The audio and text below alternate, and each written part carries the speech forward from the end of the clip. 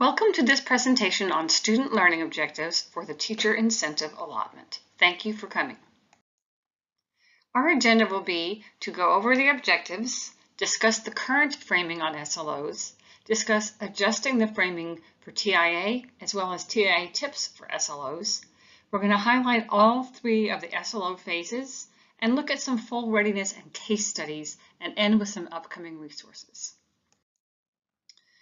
To start off, our objectives are to identify key differences between current SLO guidance and how to use SLOs for TIA specifically.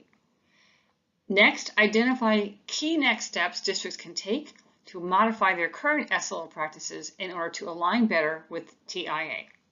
And finally, be able to use the Cohort D application and scoring rubric to inform your district's SLO practice. We'll start with the current framing of SLOs.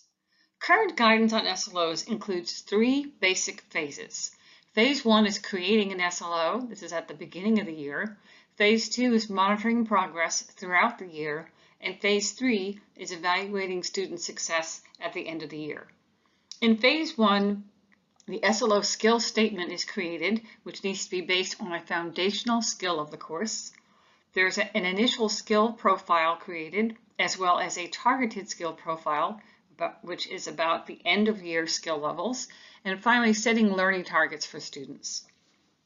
Phase 2 includes instruction throughout the school year collecting evidence. However, currently there's little guidance given for what exact kind of data to collect, how much of it to collect, what qualifies as evidence for an SLO. So we're going to be working on that. And Phase 3 is using the skill profile and the student growth tracker to determine student progress on targeted growth. From the current SLO training, SLOs are a means to teacher growth. In other words, the emphasis currently on SLOs are around teacher growth and teacher adjustment and professional development. It's a concentrated look at instructional impact on student learning, focus on one foundational skill in one subject area with one class, and it's a way to inform potential instructional goals in a teacher's goal setting and professional development plans. It is evidence-based. The majority of this emphasis on SLOs currently, as you can see, is around teacher development and not necessarily emphasizing student growth. Similarly, this is from the current SLO training, talks about how SLOs are really about a growth mindset, ratings are the least important, and you can see the one highlighted there. It's called student growth, but it's really about teacher growth. One key point to emphasize if you're going to use SLOs for TIA is that it's really about both. It's student growth and teacher growth. The emphasis is not only on teacher growth as it is currently, but really shifting to where it actually can be used as a valid and reliable student growth measure for the purposes of the teacher incentive allotment. Currently, the rubric, a teacher will be rated proficient on the current SLO rubric if all or most of the following have been accomplished. First, the teacher has crafted a quality SLO. Next, the teacher has set student growth goals. Next, the teacher monitors student progress. And finally, most students demonstrated targeted growth. As this is written, since teachers have to do all or most of these things, you could have a teacher who is proficient in her SLOs who actually did not have most students demonstrate targeted growth. That is something that we need to adjust if SLOs are going to be used as a valid and reliable growth measure for purposes of TIA.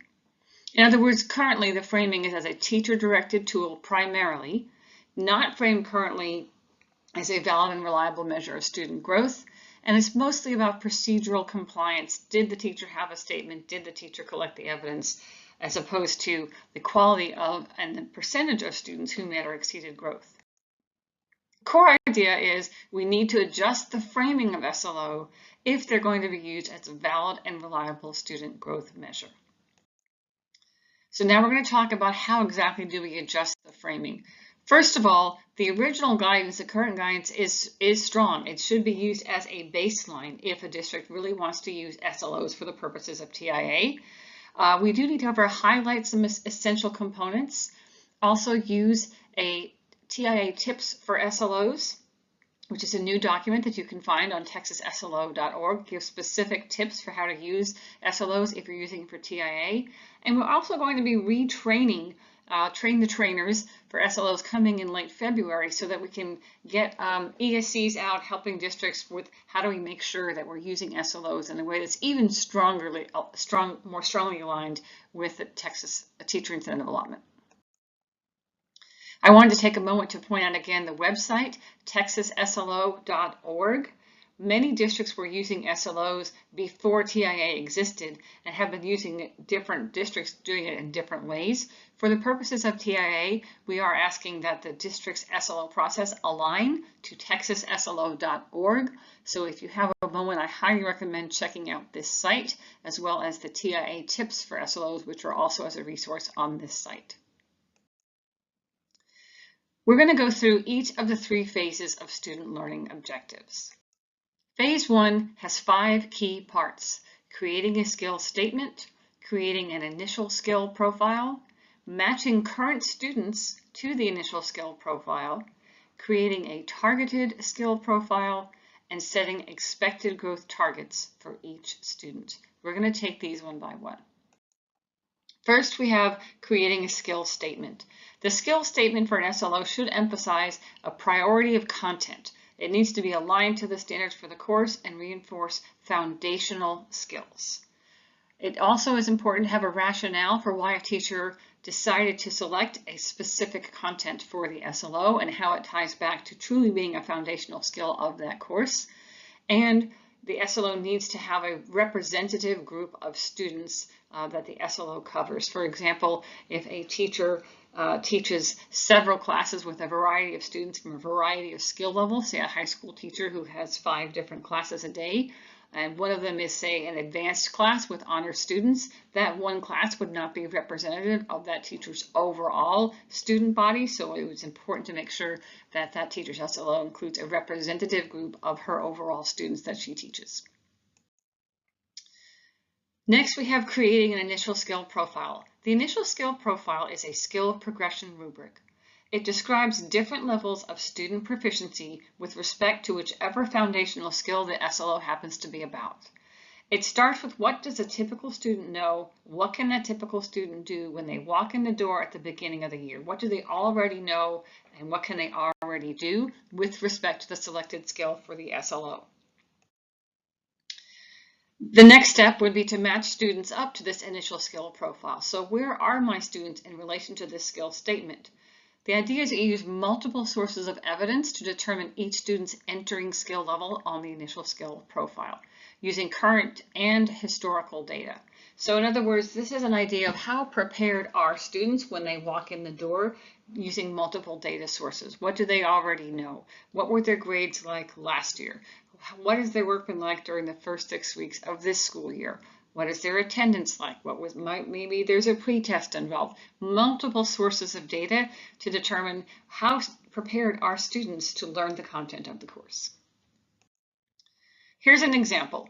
This is a sample initial student skill profile. This is for a 7th grade writing class. And the skill statement is that students will be able to draw accurate conclusions supported by appropriate textual evidence from informational text. So you can see that this is about drawing accurate conclusions and then supporting that with evidence from the text. Typically, if you look in the middle of the screen, you can see that typical students entering 7th grade, students can comprehend informational text with consistent success. They can summarize information, but they often fail to make accurate inferences. So your typical student walking in, they haven't had any instruction on this particular thing yet. This is what they can do. All the way at the top, you can see well above typical is an example. Students can summarize, they can consistently make accurate inferences, and they can connect inferences with appropriate textual evidence, although their written explanation of evidence is often weak or underdeveloped. And at the bottom, you can see just for the full scale, a student who's well below typical walking in, that student is struggling to comprehend informational texts and are generally unable to summarize. So this is just different descriptors around the skills statement of supporting a conclusion with evidence from the text. What can students do walking in the door at the beginning of the year? Core idea is the most effective teachers teach the students that they have, not the students they think they'll have. Here's an example class. For this example, we'll pretend there are just 5 students, Maria, Kendrick, Felipe, Diana, and Violet. This teacher, again, we're going to stick with our example of informational texts and supporting evidence from an informational text about claims that you make. So this teacher has 3 different tasks. She used a multiple choice passage, a short answer passage, and an analysis essay to determine where these 5 kids, where are they with respect to the skill of making a claim and supporting it with evidence from the text. So you can see that she has a variety of students based on all of these assignments, and she drew her conclusions about where they actually are based on these 3 assignments. In TIA tips, you'll see that the idea is to use a variety of data points. In this example, the teacher used a variety. She used a test, a multiple choice test. She used some short answer responses, and she also had them write an essay. So she had 3 different kinds of assignments. So she did use a variety of data points, not just assessments. You can use all kinds of student work. A best practice is to include previous data and current year data before you set preparedness levels or before you set match students to the initial skill profile. In this example, teacher doesn't appear to have used any historical data or any previous year data. She just used current year data. Another best practice is to use more than 3 sources of data. In this example, this teacher just used 3 sources of data. And then, of course, aligning all of the student work to the ISP rubric with fidelity. So in other words, when you look at, say, Maria's short answer responses, how do you ensure that that maps back to the initial skill profile? Does it actually meet what it says a typical is versus a well above typical versus a below typical, etc.? So to improve this teacher's practice, one suggestion would be to add additional data points. For example, she could add a free write as well as a prompt response. So now we have more data points that we can use to look at all of the student work and map it back to that initial skill profile. Looking at the student's actual work, what does the data say that they are able to know and do, and when they enter the school year? The next piece is creating a targeted skill profile. This is very different. This is a skill profile that explains what students will know and be able to do at the end of the year after a full year of instruction. So you'll recall the initial skill profile was what do students know and what can they do walking in the door on the first day of school or first couple of weeks of school, whereas the targeted skill profile is what will they know and be able to do after having had a full year of instruction, in this case on making a claim and supporting it with evidence from a text. So the targeted skill profile describes at the student's skill level where students should be at the end of the year. So the purpose is very different. Here's an example of a targeted skill profile. You can see typical students at the end of the year, they can draw accurate conclusions from the grade level informational texts. They can support conclusions with appropriate, although not always optimal, evidence. You'll recall that at the beginning of the year, a typical student were only summarizing text. At the end of the year, a typical student is able to draw accurate conclusions and support it with evidence from the text. So you can see this represents a year of growth. They have moved along this skill progression, and it tells you what student work would look like at each of these levels at the end of the year. So to summarize, an initial skill profile is a rubric that defines beginning of year skill levels in detail, what students can do when they get there, and it's based on both current and historical data. Whereas a targeted skill profile is a rubric that defines end of year skill levels, what they can do at the end of the year after a full year of instruction, and it should look very different than the ISP. The next step is to set, based on the evidence, where do I expect each student to be? So looking at all the data, looking at all the student evidence based on where the students are at the beginning of the year, what do you expect? At what level do you expect those students to be at the end of the year based on your evidence? So we're going to do a quick scenario here. Marigold ISD, by the way, that's a made-up ISD. Marigold ISD is a Cohort D district applying for the teacher incentive allotment. They use SLOs as the student growth measure for all eligible teachers. Teachers select their own SLO focus and are not required to align their SLO with standards, have their SLO approved, or provide a rationale for their chosen content. Teachers use a representative group of their students for the SLO group. Teachers are not required to determine preparedness levels of their students or review any current or historical student data prior to creating the ISP or the TSP, the initial skill profile or the targeted skill profile. So my question for you is, how does Marigold ISD's Phase 1 SLO process align with TIA? What issues do you see with their SLO system, and how would you advise them? So take a moment, press pause, read over again Marigold's context, and think about where do they align with the SLO process and where do they not align. When you're ready, unpause yourself and we'll move to the next slide.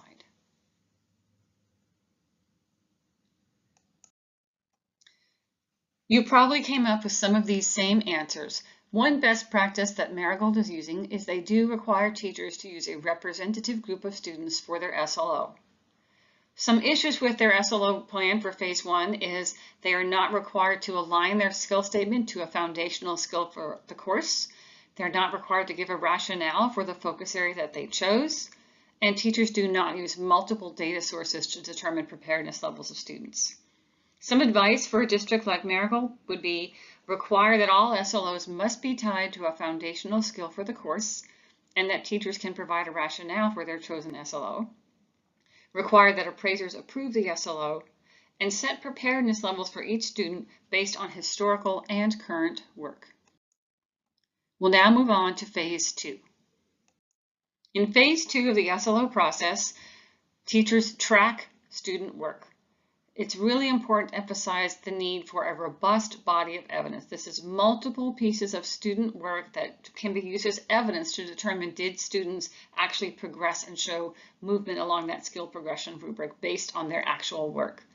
It's important to define what counts as a quality task or assessment or project in order to be considered as part of the body of evidence. A best practice is also to set a minimum number of data points to be included in the body of evidence. For example, 5 pieces of student work or evidence are required per student. And finally, it's important to require check-ins at least quarterly with a teacher and appraiser to make sure that throughout the year, the teacher has enough evidence tied to that skill statement that will be able to measure growth at the end of the year. These are the key pieces to Phase 2. As an example, here are some assignments that this teacher gave her students over the course of the year. Again, we're going to stick with our SLO in this case for this example is supporting a claim with evidence from the text. Take a moment and look at each of these 9 assignments and decide which assignments should be part of the body of evidence for this SLO. You take a moment and decide whether it should be yes or no. Pause yourself, do your answers, and when you're ready, you can resume video.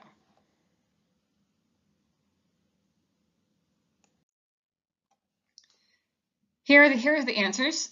Most of them are yes. There's a couple of them that are no because although they are a part of a 7th grade English course, they're not necessarily tied to supporting a claim with evidence for a text. For example, writing haikus, writing an autobiography, or using a poetry journal. Those are all wonderful tasks and part of the curriculum, but don't really tie directly back to supporting a claim with evidence for the text. So while that may be part of a student's grade for the course, it actually would not be part of the body of evidence to determine how this student grew with respect to the skill supporting claim with evidence from the text. So here's a scenario. Let's look at Zinnia ISD, also a pretend district. Zinnia ISD teachers give the district-created pretest at the beginning of the year and a post-test at the end of the year. This is the only evidence they provide for their SLO. There are no requirements for a body of evidence. Teacher appraisers in Zinnia ISD check in with teachers on the SLO at the end of the year. So same question here. How does Zinnia ISD's Phase 2 SLO process align with TIA? What issues do you see in their system, and what advice would you give Zinnia ISD to adjust their plan? Take a moment, read the scenario, jot down your notes. When you're ready, resume video.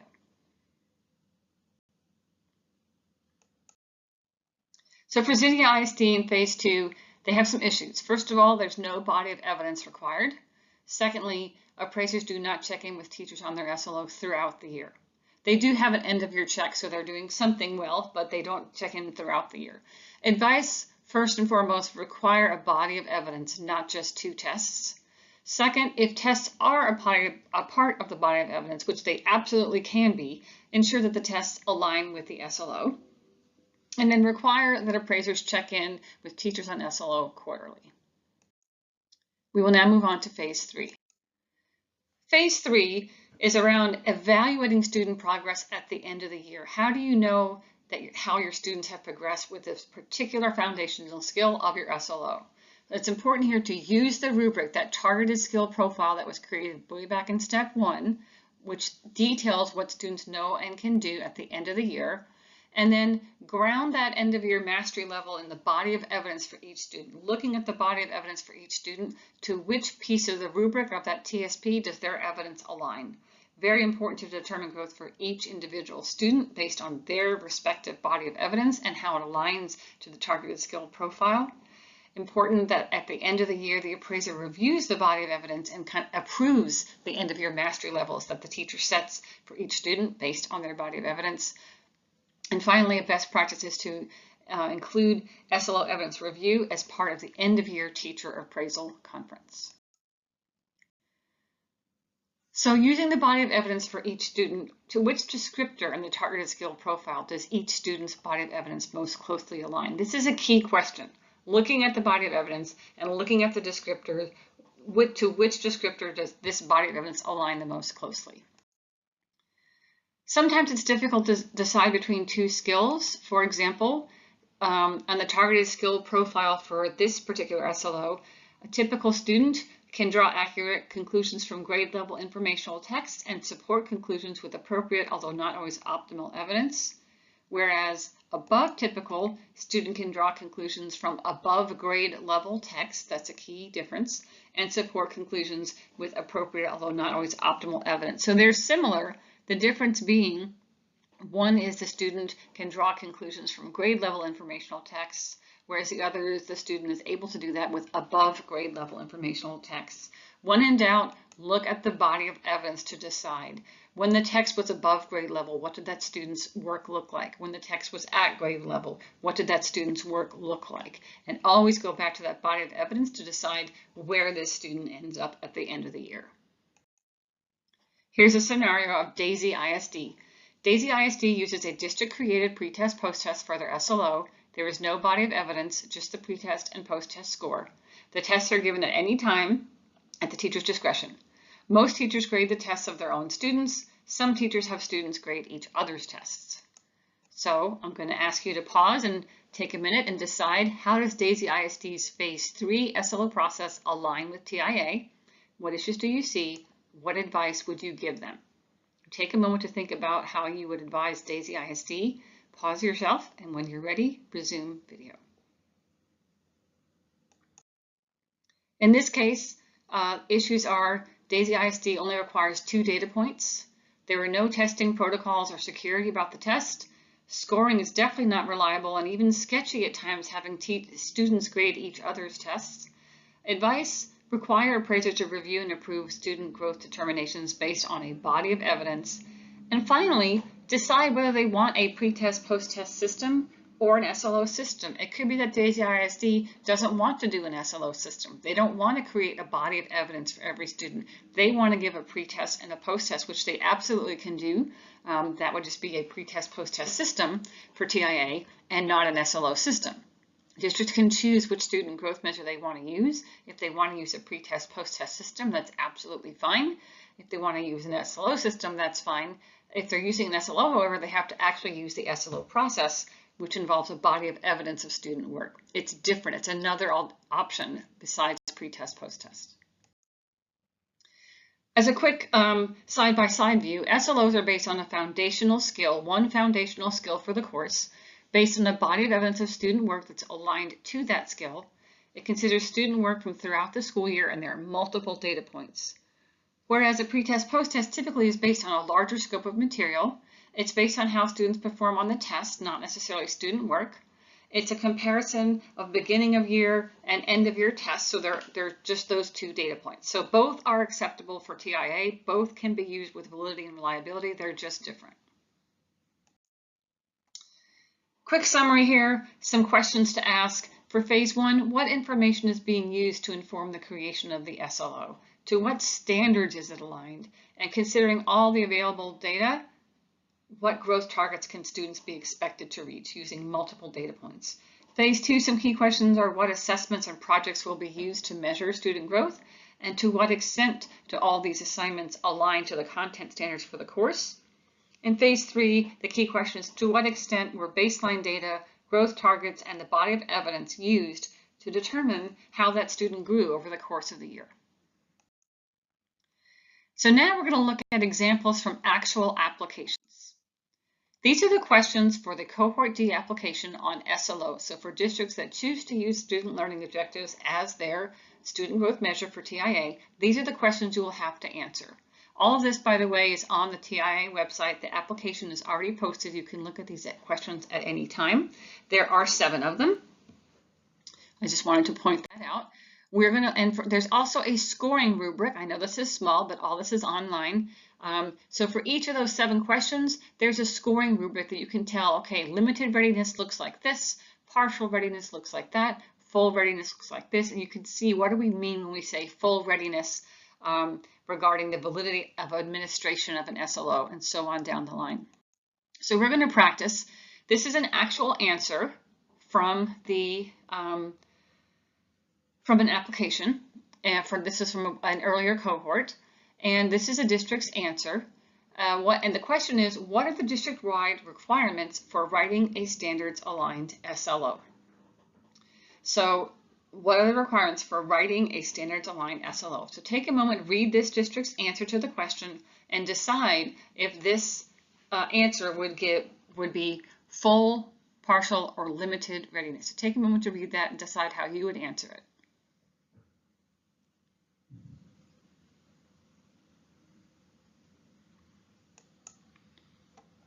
Then using the scoring rubric, how would you score this answer? So you have a couple of choices here. If you have time, you can open the scoring rubric. If you go to tiatexas.org and you go to the application page, you can actually pull up the scoring rubric and use the real scoring rubric to score this answer.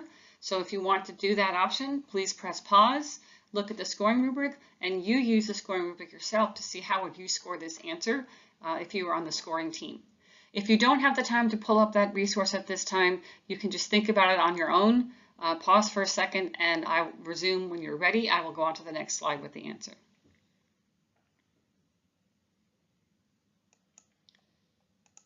In this case, this answer has full readiness. They meet all the requirements that are outlined in the scoring rubric for a full readiness answer. Next up, we have a different one. This is question number 1. Question number 1 is, what protocols and training does the district use to ensure valid administration of all SLO assignments and assessments? So that's the question. There on the left in the green is an actual answer from a previous application. So again, you can look at it, pause yourself, look at the answer, see where you think it would be, or you can use the actual scoring rubric document itself on the TIA website at tiatexas.org. and see if using that rubric, what answer you might come to. So take a moment, pause yourself, whichever path you choose to take, and when you're ready, resume. This is a partial answer. They have some of the elements required, but they don't meet all of the elements required for full readiness according to the scoring rubric. This will be our last example. What are the district-wide requirements for approving the SLO? This is question number 5 on the application, and this is a district answer.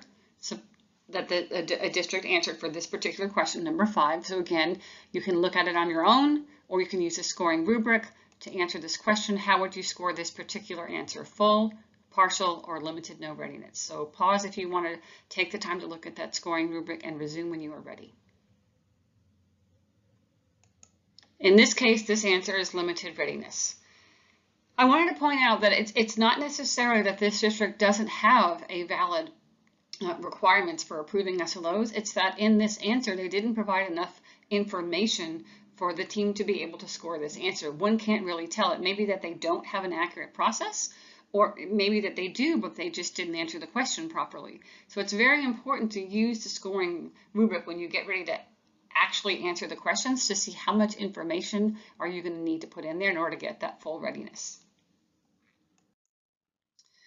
So I want you to think about some of the biggest takeaways that you have from this session. It was a lot of information, and then I'm going to point you to some resources. So if you would take a moment and write down what are some key next steps that your district can take to align your SLO process to TIA. What are your biggest takeaways? It's going to be different for every district, but I did want to take the time, since we're on this webinar and you have this time, just take a moment, pause, write down a few things that you want to take away and some key next steps for your district. When you're ready, resume the video. Finally, I want to share with you some upcoming resources. We do have webinars that are on the website. There's one that's going to be coming soon about using pre-tests and post-tests and using SLOs. There's one on stakeholder engagement for TIA. There's one on how to do a scope and sequence. There'll be one on using portfolios for TIA, as well as guidance for small districts on teacher observation and calibration. So those are webinars that'll be posting soon. We also have coming up some question and answer sessions. You're all invited. You can come on these days, on these times. We have some that are general and some that are specifically for small or rural districts. And this is just information on Cohort D application in general. So anything from teacher observation questions to calibration questions to student growth measure questions to funding and compensation questions, you name it, we will be there, our TIA team, to answer questions. So if you're interested, please make sure you sign up for one of those Q&A sessions coming up. We also have some resources, as I've mentioned, on the website, quite a few that are already there. We have a readiness checklist, we have the application itself for Cohort D, we have the scoring rubric, which we mentioned, and we also have a district-created rubric crosswalk. So if there's a district out there that's not using one of the approved rubrics, they can have their own district-created rubric for teacher observation. It's a crosswalk to make sure that your rubric will meet compliance. And then we have some webinars that are already posted on there. Teacher observations for TIA is already up. TIA spending overview webinar is already up there, and the Cohort D application launch webinar is also already posted. So all of these are already there, and the previous slide has ones that are coming soon. Thank you so much for your time. If you have any questions, please don't hesitate to reach out to our TIA team at tia@tea.texas.gov. We hope to hear from you soon. Thank you.